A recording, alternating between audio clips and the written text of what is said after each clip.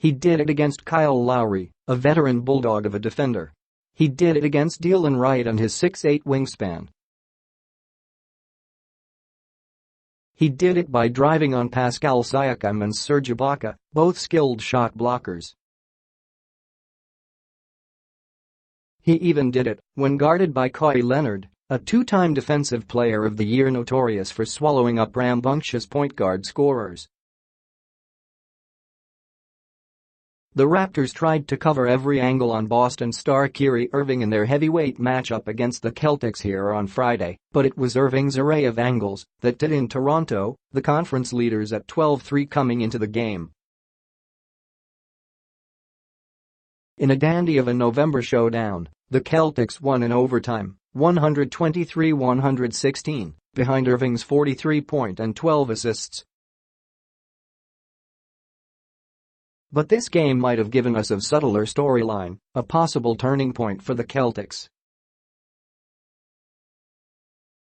The team entered the year with such high expectations, but were just 8-6 to start the year, including a disastrous 1-4 road trip that rendered those expectations hollow.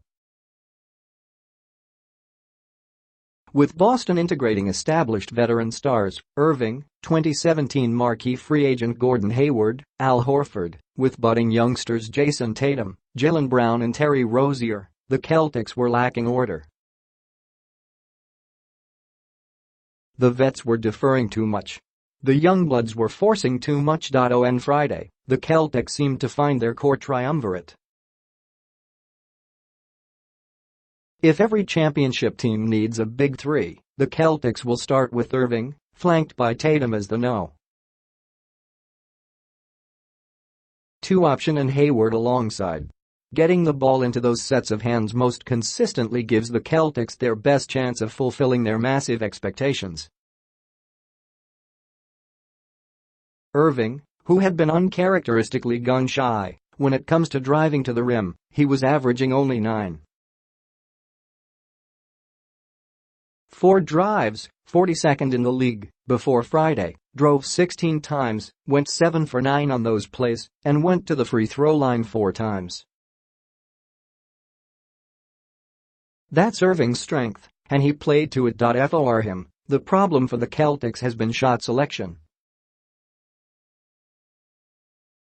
Until Friday, at least. I think we have to find a happy balance, Irving said, between taking some good threes, rather than just waiting for the great ones to come, and then just attacking the basket.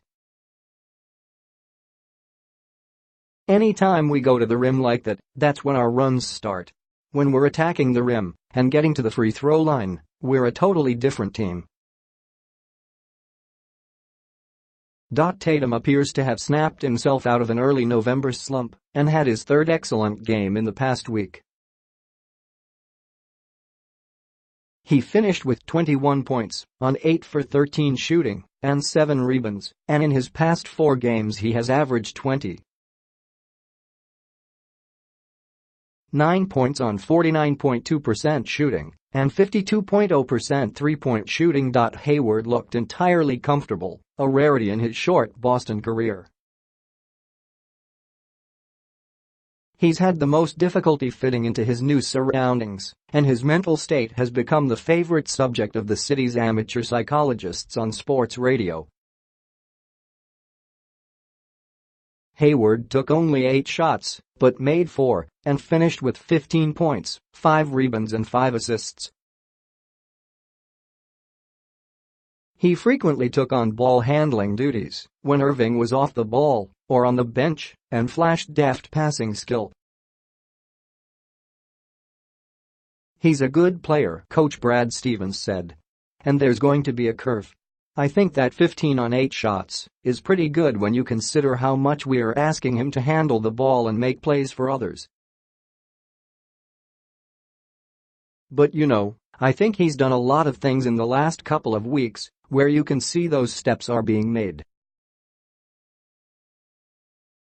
And it's just a matter of feeling good again. It was the first time this season that the trio each shot better than 50% and scored in double digits in the same game, the first time all 3 were themselves.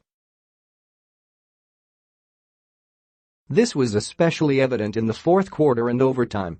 Boston entered the final quarter having been roughed up in the third quarter by Toronto's physicality, but turned the load over to Irving, who took 10 of the team's 18 shots and had 19 points in the fourth. Tatum had 8 points in the fourth, and Hayward, who was excellent defensively, had the team's other 2 points. In overtime, the Celtics scored on all 8 of their possessions, starting with Hayward, who had a layup opportunity on a pass from Irving, but was fouled by Toronto's Pascal Siakam. Hayward made those, followed by a turnaround jumper on the right wing on Boston's next possession, with an assist from Irving. After an Irving finish at the rim for 2 points, Tatum got into the act, sinking 2 free throws and finishing a driving shot on an assist from Irving. When Irving made a pull-up jumper near the elbow with 1:44 to play, the Celtics had built a 7-point lead and effectively won the game. Irving, Tatum and Hayward had scored all of the Celtics' previous 41 points in the preceding 14 minutes.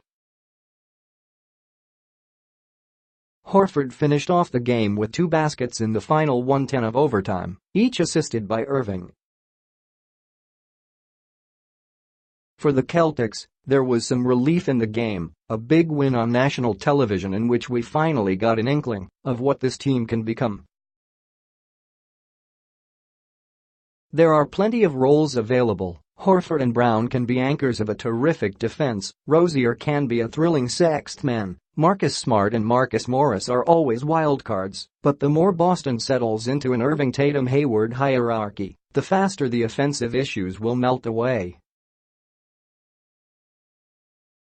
The hope is, started on Friday. I think we can use it as a building block, Hayward said. I think we are still not playing our best basketball, I think we went through a little drought there. We've shown numerous times that we're fighters and we are going to continue to fight. But we have got to get to the point where we are playing 48 minutes of basketball the way we want to play. It's a process for us.